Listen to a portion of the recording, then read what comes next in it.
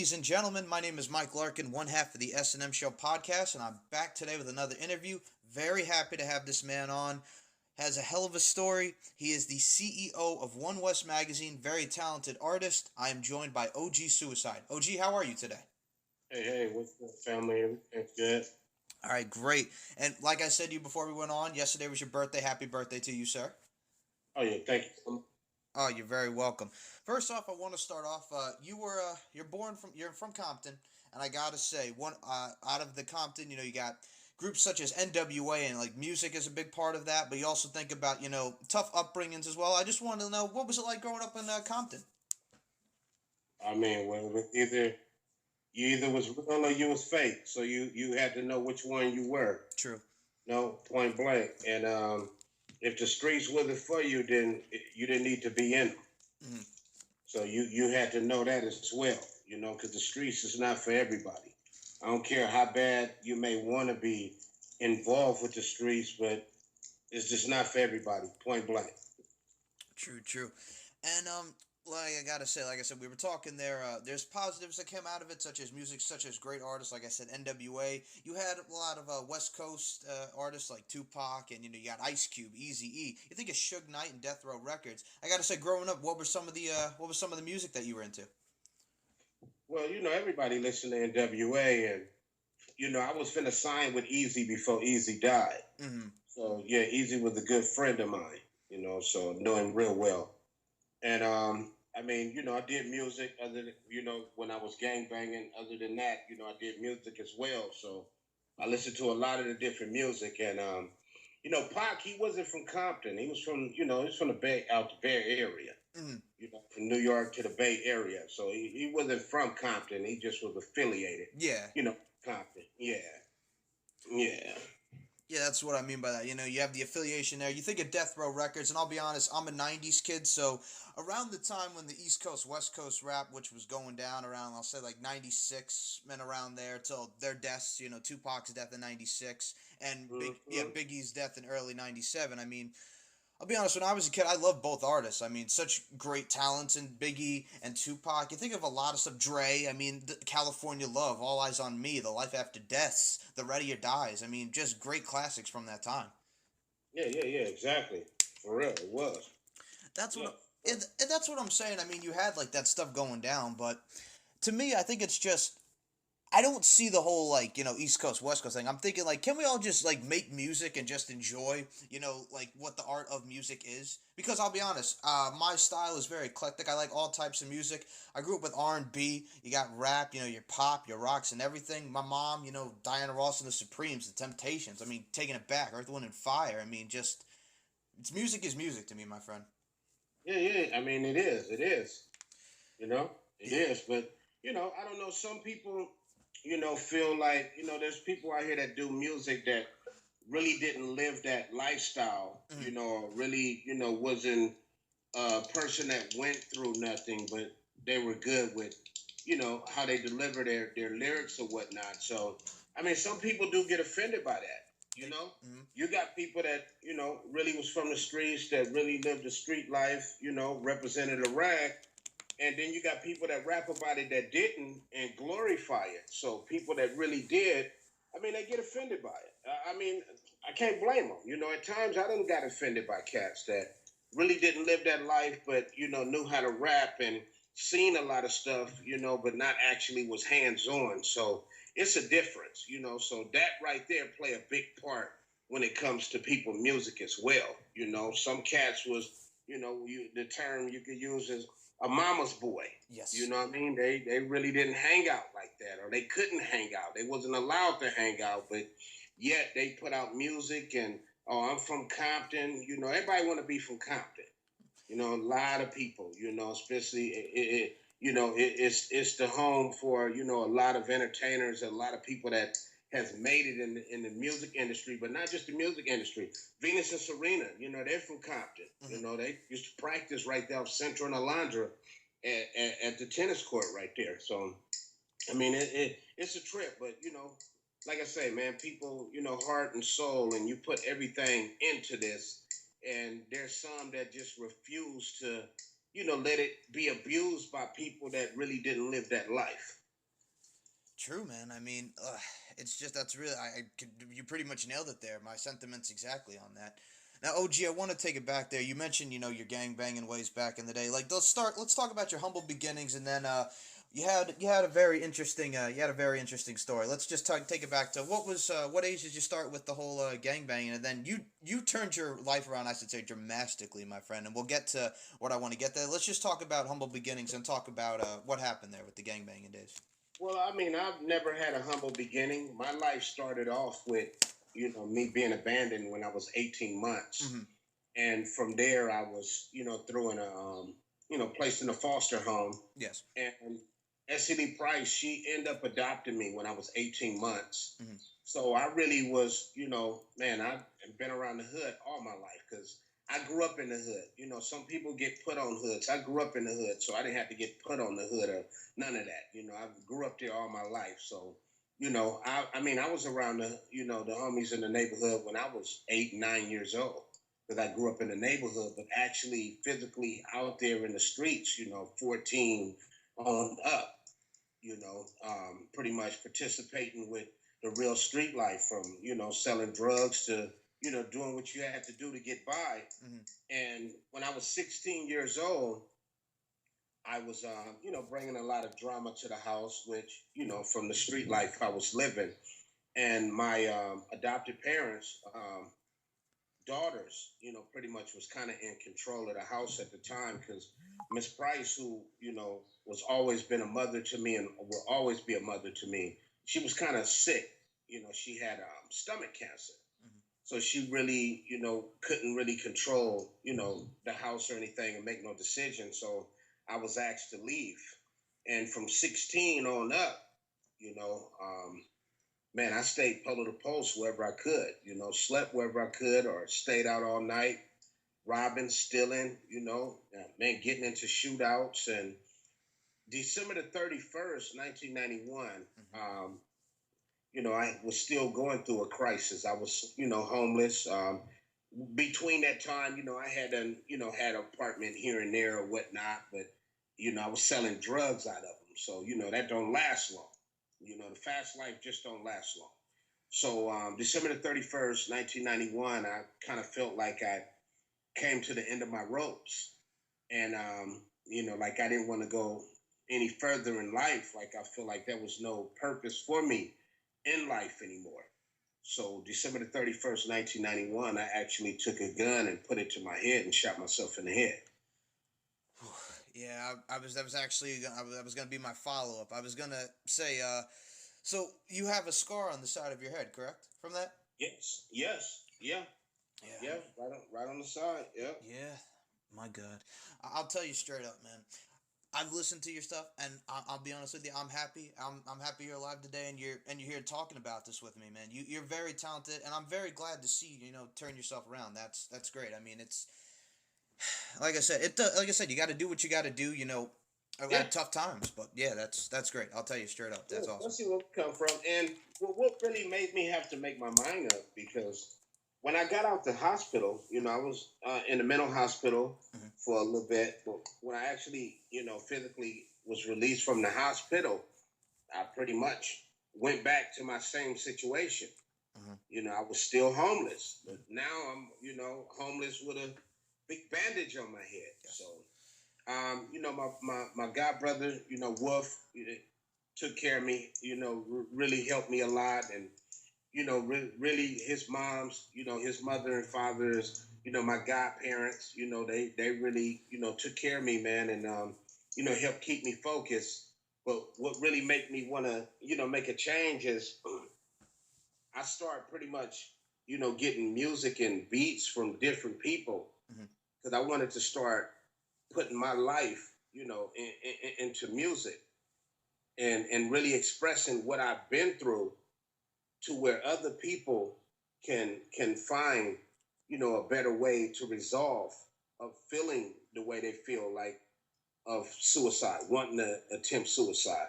So I started expressing myself with my music, and it really became, like a Rembrandt picture to where it really started painting a picture to where my music I really like to detail it because when you listen to it, I really want you to be able to see what I'm saying. Mhm. And that's how I put it. And my first record deal I signed with Eve Jim Records in 1993. The great legendary Leon Haywood, my godfather, rest in peace. He signed me to my first record deal in '93. We put out my first album in '95. '94, we put out a maxi single, which was 4 songs. Back then, it was maxi singles with 4 songs. And after that, in '95, we released, the album on cassette tape, which was titled Suicide, Final Exit. And man, the album really exploded and took off. And, it brought me recognition all around the world, in different countries and different states. And, it became something that I really liked doing.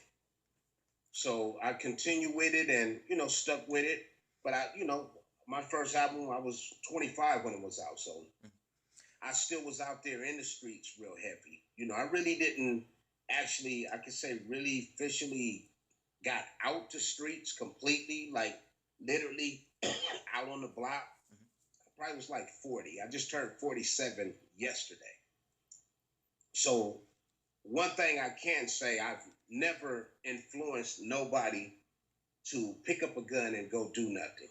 Because the way I grew up, when I was into that lifestyle, nobody had to tell me to put in work. I was one of the ones people would say, like, stop. You're doing too much. Mm-hmm. Like when I was doing it, I was doing it. So I dedicated, my life, and I in what 2007, I was shot in the stomach with an AK. Mm. We was getting ready to go to the recording studio.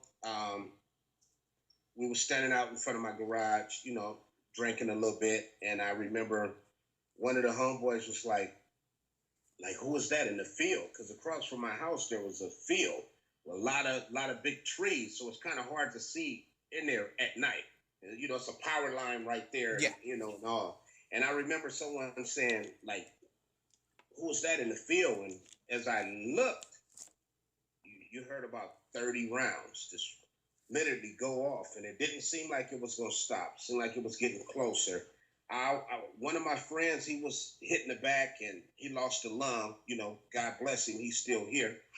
I was shot in the stomach, and the actual bullet, 223 round, it ripped my intestines completely in half. Wow. My surgeon was from Iraq, a female surgeon that all she specialized in was those type of wounds. They were able to cut off the bad parts on both sides and restitch my intestines back together. Man, God bless me. Once again, he spared my life. In 2008, I was in Compton. I was at Shakur, a cat I've been knowing since he was a kid. Mm-hmm. Stopped by his house. He was having a birthday party. I forgot how old he was turning, and I had put parked my Hummer across his driveway. I pulled up just to stop briefly, say what's up, and go and take care of my business. And we were sitting there. I was on the phone in this driveway, and man, almost pretty much same scenario. You heard somebody say, "Man, watch that car." And when I looked up, you seen the front window and the back window on the passenger side come down, and guns came out. And I mean, I was so close, and it was crazy because if I'd have had a piece on me at that particular time, man, I could have did both of them in. Because I'd rather lose my life trying to save my life than stand there and just let somebody take it. Yeah, makes sense. So, and it was kids out there. So, I spent and broke, and, we pretty much would make sure that, the kids was good. I was hitting the leg that time, which, I'd rather take a bullet than see a kid take a bullet. Yes. I have no problem with that. I'll take one for an elderly person or a kid. Give it here. I'll take it. Mm-hmm. So, like I said, I was hitting the leg. Had my truck, my Hummer, not been parked in the driveway, it would have been a massacre because the garage was open and everybody was gathered in the garage and just having a good time. So in 2008, from there, you know what I mean? It really dawned on me like, man, you really here for a reason. You really have a purpose. You know, some people call it cheating death. I don't call it cheating death. I call it a sign of being woke up. I had been doing the suicide awareness and bullying awareness through my music, but I really started focusing on it even more. Like, man, I really want to stand for a change. Because when I leave here, I don't want to leave here on the note of, oh, you know, man, that was a bad motherfucker. Excuse my French, but I'd rather leave here on the note of, like, man, he was an amazing, you know, husband, father, grandfather, and did a lot of positive things for the community and just for people in general. So from there, I really started building different entities to help people get out the streets. You know, and that's what I do. You know, I have the One West, One World Foundation, Mm-hmm.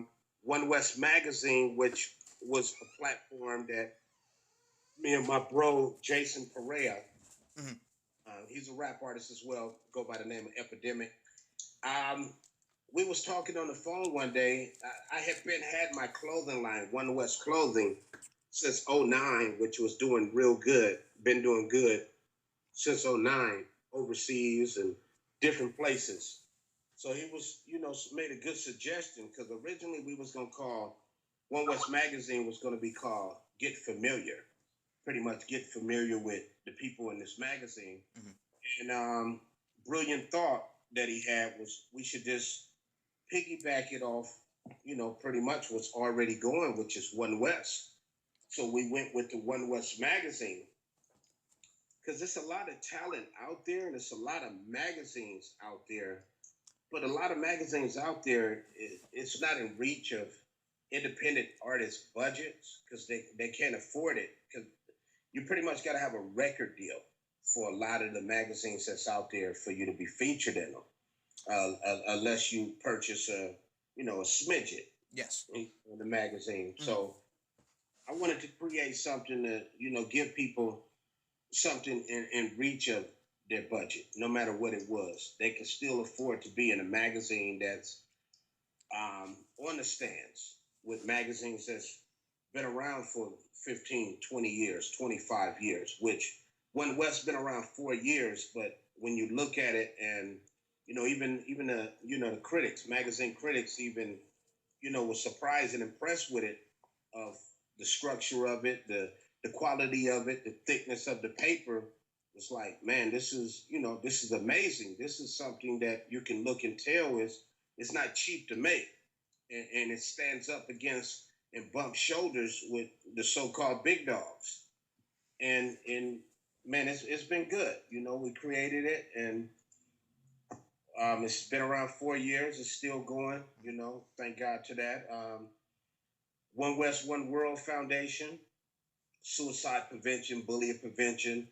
I speak to the youth, grown-ups, you name it. I've done many interviews, and one thing about me when I do interviews, and I will do in this interview as well, what I love is I always give out my personal cell phone number. So if there's anybody out there that's experiencing thoughts of suicide or just want to talk to somebody because they feel like their family members, you know, would laugh at them or look at them different, which how I used to feel, you know, because I was a well-respected person in the neighborhood. Mm-hmm. So for me to talk to any of the homies or even an older homies, like, man, I'm thinking about killing myself, they would, you know what I mean? It would have been like a joke to them. So that's what I want to create and continue creating is outlets to give people the feeling of they won't be looked at different or looked down on because of how they feel. So I literally get phone calls from different countries, from Kenya, Africa, different states, you name it. Messages, phone calls of people that really go through stuff or are going through something, and they either read about me on OC Weekly or they read about me online, and they see what I do is real. Um, what made me start giving my personal number out? I tried to volunteer before for a suicide hotline. First, I called the news and kind of expressed to them I was a suicide survivor. This is what I do. I, really reach out and go speak, and I'm a motivational speaker, and I want to try to help and start working and finding a way to prevent suicide from happening. And the news guy had the nerves to tell me, well, and with the news, it's not news until after it happens. Mm-hmm. So that really kind of frustrated me. Like, wow, had I been standing in front of him and he would have said that to me, I'd have slapped his face off, because I really take this serious about suicide, man. I really want to help prevent it. It's possible. So that right there threw me for a ringer. And then I tried to volunteer for a suicide hotline, and they tried to charge me $150 Wow. to volunteer. They said, yeah, well, you need to be trained. I said, I don't think I need to be trained. I'm highly, Mm-hmm. and I do mean highly experienced. Yes. At the top level. Top of the I game. can Yes. teach y'all some things that you might not know. Mm-hmm. So yeah, so I said, you know what? Instead of trying to refer people to these hotlines, that's the way I feel. I don't take the medication. When I first came home, they used to make me take Cinequan, 100 milligrams. This stuff, man, make you sleep for days.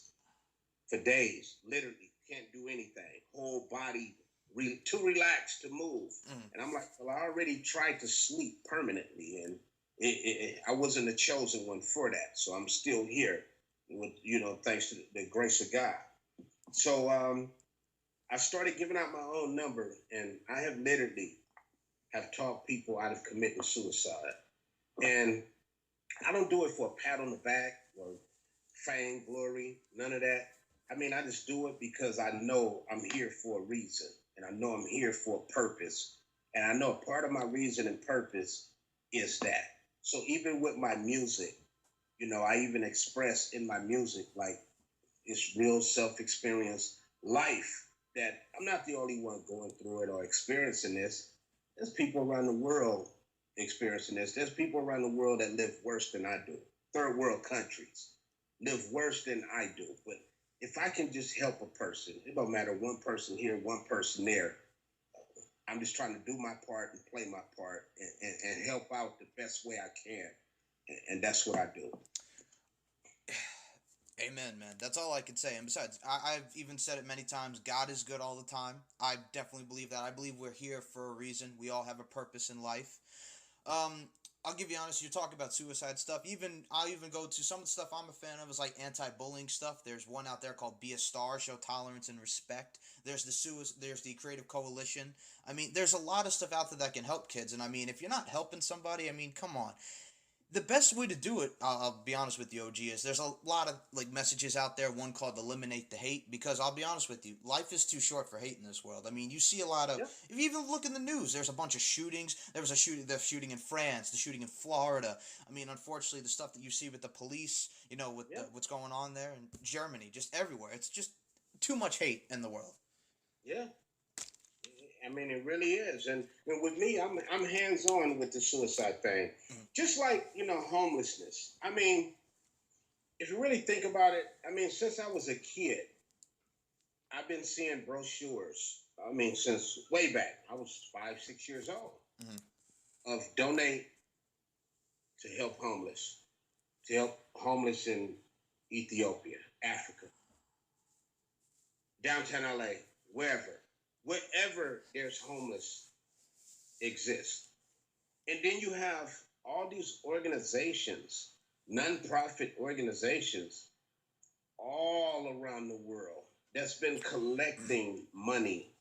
I'm 47 years old, so let's say they've been collecting money. I'll use a number. Let's say for 45 years. Mm-hmm. there shouldn't be nobody homeless. There shouldn't be nobody starving. It just shouldn't. There's too many organizations that exist in the world. You know, some people only help people at Thanksgiving and Christmas. Mm. But what about in between time? True. People need help every day. True. And all these organizations get these grants written up and they get this money. I'm not saying some don't, but there need to be a smaller number in starvation than I see. There need to be a smaller number in homelessness that I see. I mean, literally, it's too many nonprofits, organizations, too many churches that exist to where that should be very, very thin Agreed. in my books. Agreed, my friend. Agreed. Now, what I did also want to talk about, OG, is I got you on here. We were talking about, you talked about, go giving back to the community, you speak at schools, you talk about suicide, which is great. I mean, if you could prevent somebody from picking up a gun, like I said, that's awesome.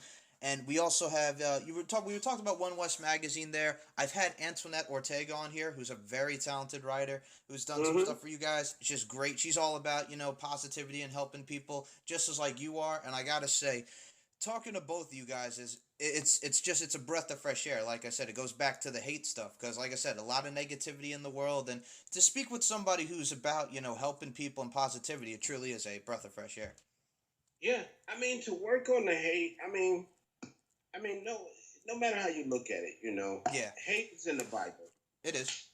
Hate is going to always exist. There's no way, around it. This world will never be perfect, but you can keep chiseling to get people to work on their self as being better people. But in order to make things ever right, you have to clean up your own backyard first. Hmm. I believe it was Biggie and the Notorious. We can't change the world unless we change ourselves. Yeah, but yeah, they said it, but the way they said it and the way I'm saying it is, New York, how they was, yeah, they may sold a few drugs or whatnot, Correct. Yeah. but I really come from that, man. I done been shot at and shot people. True. I really come from that life, to now to where I really want to help, and I work hard daily Mm. to stop it. Correct. That's my way of giving back. Knock on wood, grace of God, I've made it this far. I can remember growing up, a lot of the neighbors in the neighborhood used to always tell me, "Boy, you keep living the way you living, you'll never live to be 18." I went to a lot of their funerals. Hmm. So the way I feel, man, if we gonna ever come together as one, we got to clean up our own backyards first. Put the rags down, put the guns down. True. That's the only way. If we gonna come together as one, then we don't need rags. What's the purpose? If we all gonna be considered as one, then we got to start eliminating things that's keeping the wrong attention.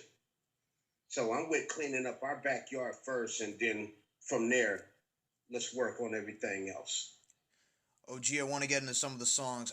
I've been enjoying the songs. I've listened to Life Is, I'm the Reason. I've listened to your new track, Never, which I'll tell you right now is awesome. I love it.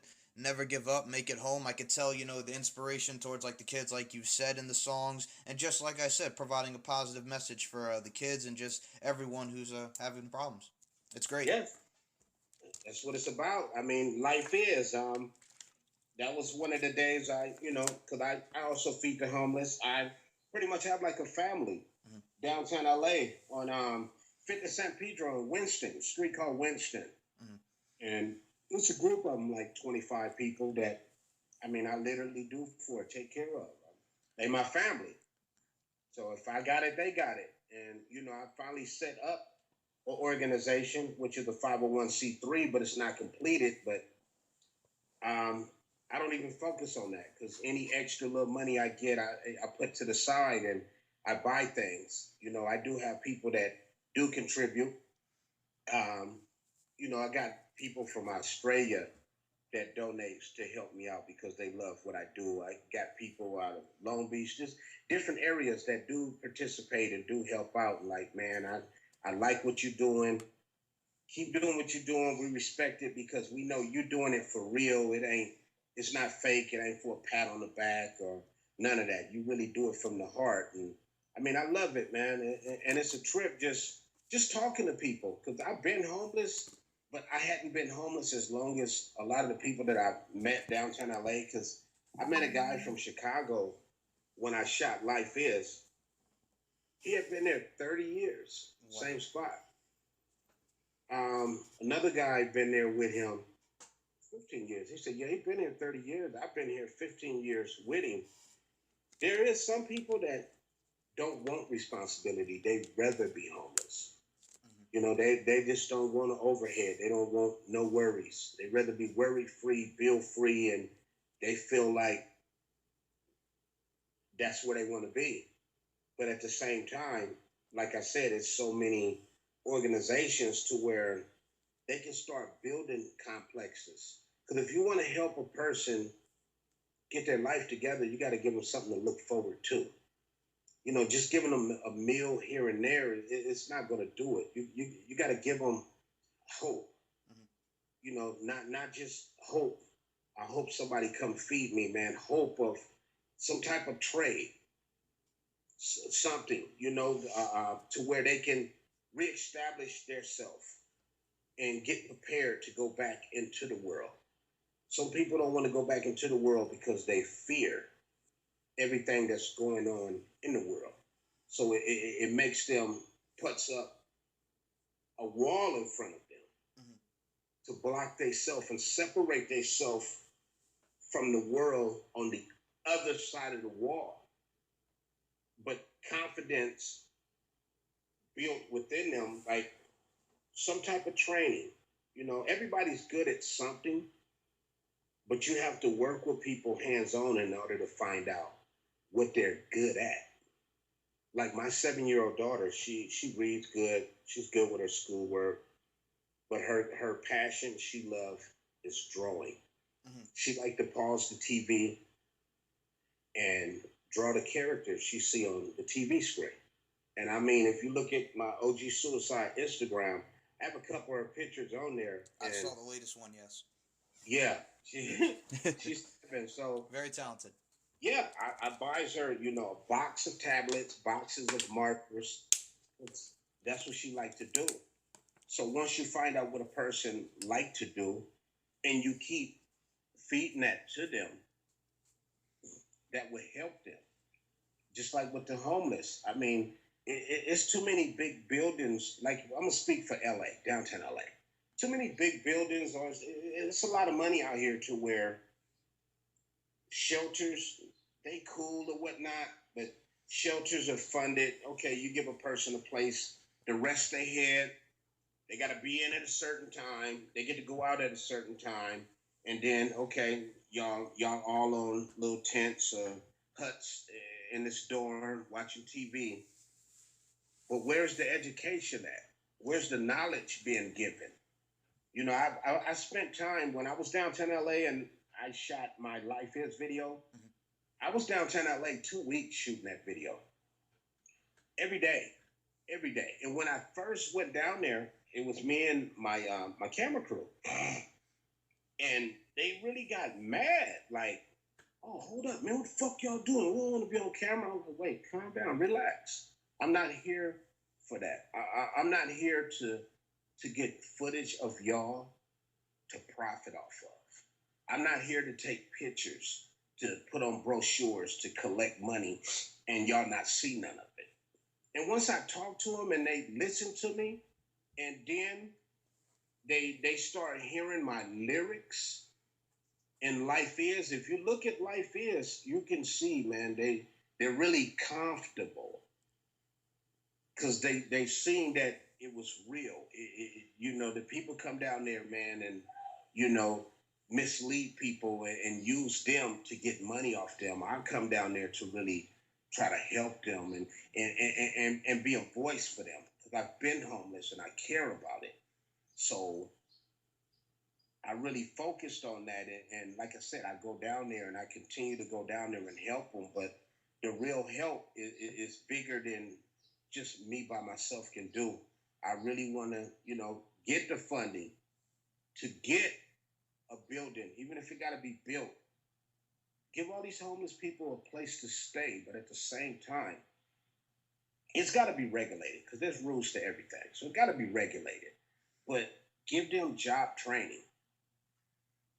Help them help themselves because it's ridiculous downtown LA.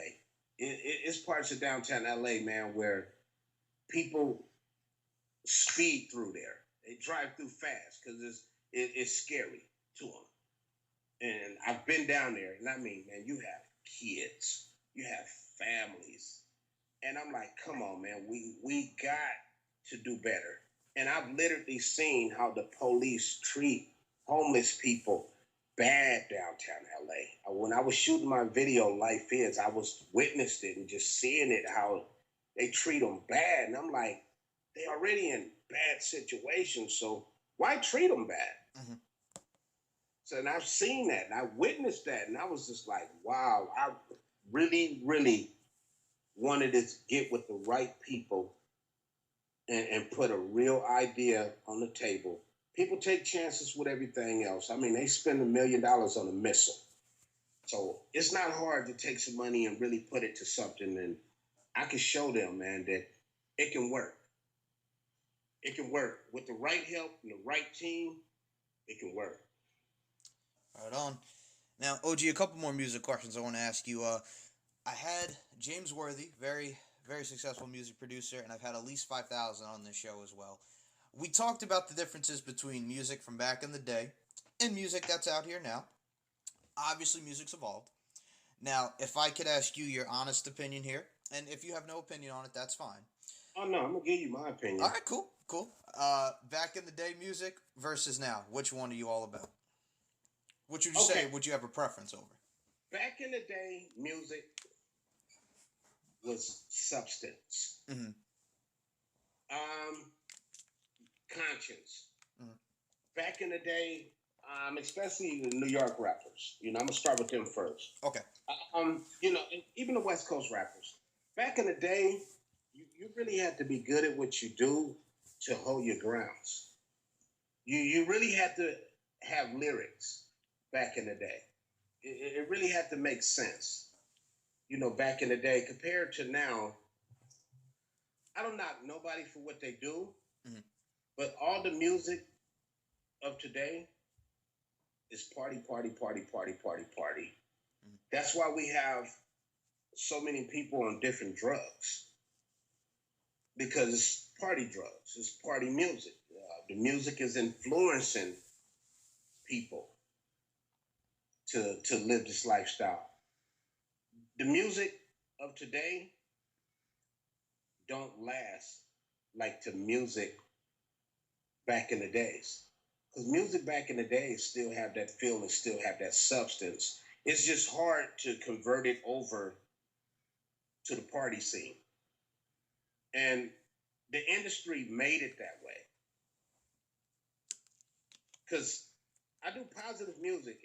It's hard as hell to get positive music to the people. But my old music was flooded. Like I make music about the streets, because that's where I come from. But I also make music to make a person think, because I'd rather make a person listen than make them dance. So that's kind of my scenario of it. But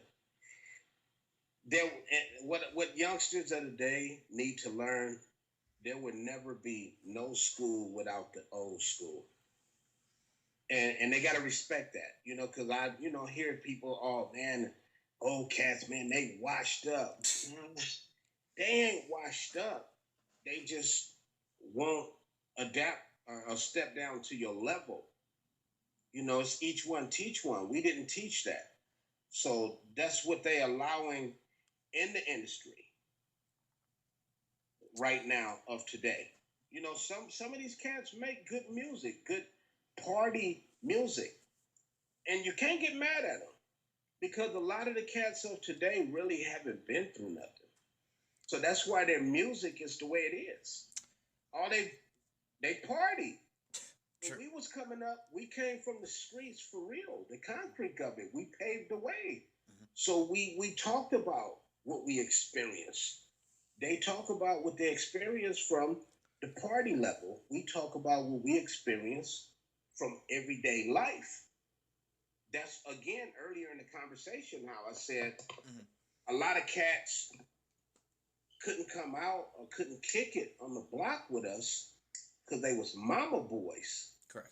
But yet they used to write music. Oh yeah, I'm on the block. I'm doing this, and no, you wasn't. Like, can't nobody vouch for that. And one thing I will say about music of today, and I laugh because, like I say, some cats, a lot of young cats though, that's out now. Pretty much a nice percentage of them respect the OGs. Hmm. So they know what I mean, especially the real OGs. That matters too.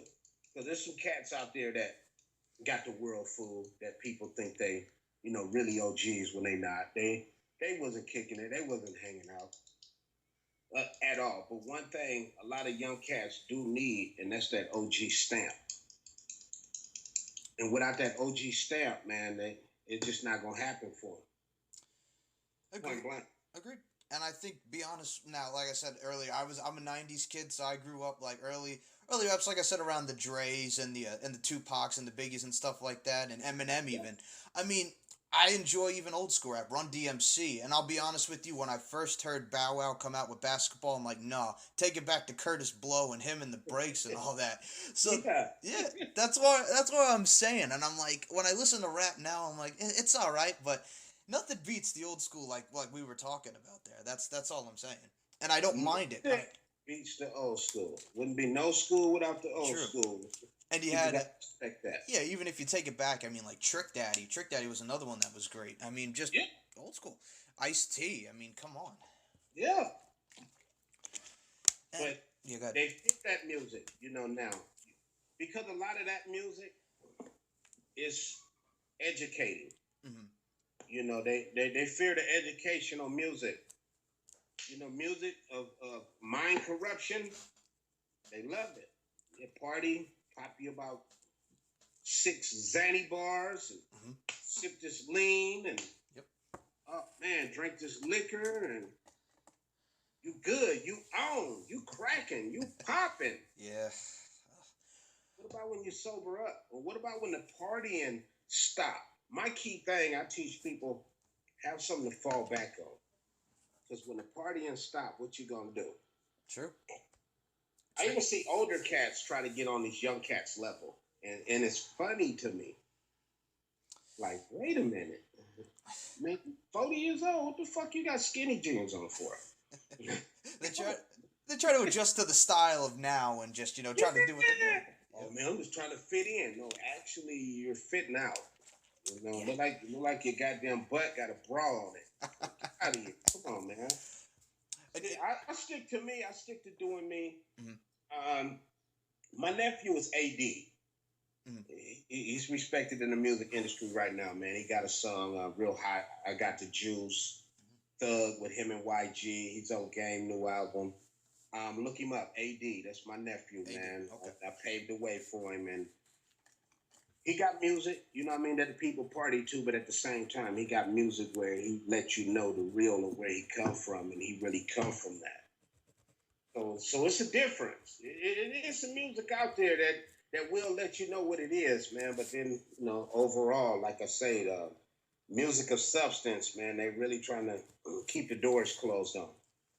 be honest, if you go back, I think another one of my favorites probably in the back. I remember Juvenile and the Cash Money Millionaires, Manny Fresh, Birdman, Lil Wayne, all those guys come out up. Even when Lil Zane was around for a brief time. I mean, those guys. I mean, you just really can't beat it. I mean, now one of the most popular ones that I remember is, I mean, that Salento when he did Watch Me Nay Nay. Everybody's doing the dance, and don't get me wrong, it's not bad. It's just I don't know. It's just it's not my thing. I think I'm just like I said. It's older. It's just I have more respect for those who've come before me.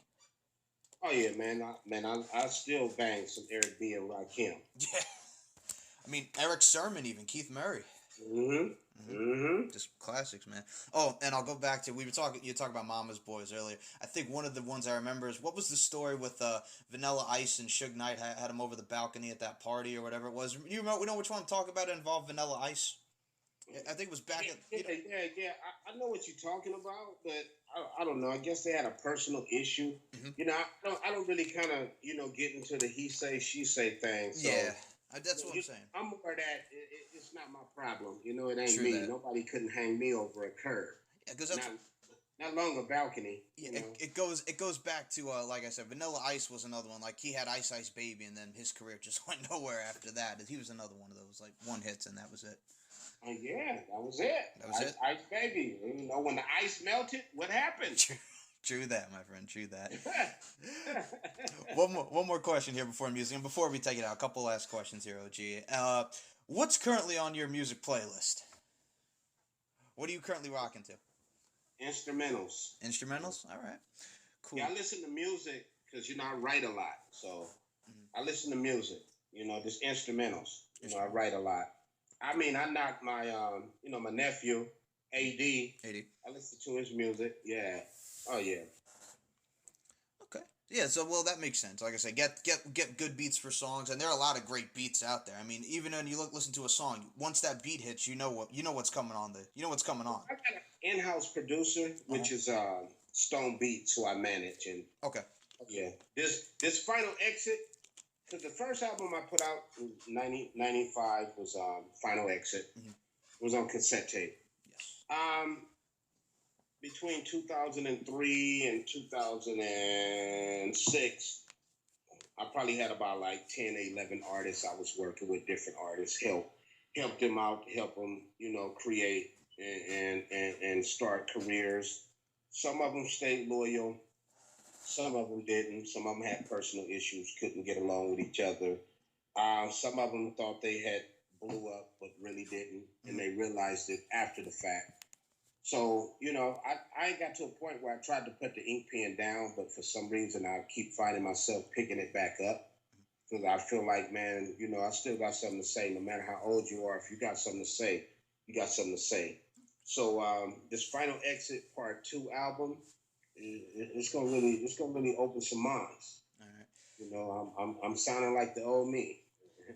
And, a few people I've let hear it, they just been shaking their head, blown away, like wow, like man, you didn't hold back, huh? I said, nah, I've never been a person that bite my tongue. I don't like the feeling of it. It hurts, so I don't bite my tongue. Letting your voice be heard.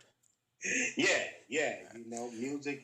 Music is it's meant to make people happy, meant to make people sad, meant to offend some. That's just music. Evoke emotion, pretty much. It evoke emotions. Now, you mentioned cassette back there. You know how your album was on cassette. An article I read many months back. Eminem is talking about re-releasing the Slim Shady LP on cassette. Now it's getting mixed reviews in a way. Like some like people like myself, I'm like, all right, it's old school. Like I said, I had so many cassettes when I was a kid. Like I used to just you know listen to them all the time, practically, pretty much. The bottom line, it. And some people, yeah, and some people are like, oh well, it's cassette. How are you kidding me? It's old, blah blah blah. What's your thought about that? Personally, I think it's fine. It's Eminem. It's different. My personal thought is anybody that say, oh, that don't make sense, they're not in the music game. Sure. Because overseas, guess what? They still listen to cassette tapes. That like they do. like it's the 80s. Guess what? They still buying wax. Mm-hmm. I got an album that came out in 1999 that still sells over in Japan. And it's 2016. Yeah. This came out in 1999. They still purchase it. I mean, man, overseas they still biting it, still loving cassette tapes, and I really feel like, yeah, man, history repeats itself. Nothing get old but clothes, but even clothes come back in style. Now, so you never know. Eminem might be the one that bring the trend back to cassette tapes. I guarantee you, when he do it, it's gonna sell. Oh yeah, and tapes players are gonna start back booming again. And from speaking for myself personally, OG, as a fan, I would get it. I have the Slim Shady LP on in my CD collection, so yeah, I would definitely get it if it comes to cassette. So yeah, I'm fine with it. There you go. You and however many other millions of people. True, true, exactly. Now, Yo, I'll be honest. Also, what I recently saw, my buddy actually pointed this out to me. Nelly's Country Grammar just went diamond. Him and 8 other albums just went diamond, which I think is great because I was a big fan of Nelly going out, and that Country Grammar album really set him off. So that's another one. That's a milestone. wow, diamond. Hmm. Them pop numbers. Yep, that they are. Yeah, Pac's album was in there. I believe it was the All Eyes on Me, or a couple of Pac's album was in there. Just there's a lot of great albums. There was a greatest hits album of his, I think that was in there. But yeah, he and 8 other albums are in the top for like diamond that have ever gone diamond. Which he's making history, Nelly. That's cool, man. I take my hat off to him, man. That's cool. All right, and That's cool. for real, that's really all you can say. Just like I said, music's music. People enjoy it, respect it, and just do it. Show some love. Yeah. All right, OG. On that note, I want to thank you very much for taking the time for doing this with me today. And I'll state to you right now, any other time you want to come on and we'll just we'll talk some music, we'll talk One West, we'll talk whatever. You're more than welcome to come back and talk in this forum. Okay, but before I go, Go ahead, sir. Like I do every time, Yes, sir. no matter where I get an interview, if it's anybody out there ever feeling like you've came to the end of your ropes, or you feel like life got you down, or you've been bullied, you don't know what to do, you live in fear, you're scared, or whatever the scenario is, I'm always a phone call away. It don't matter if you don't know me.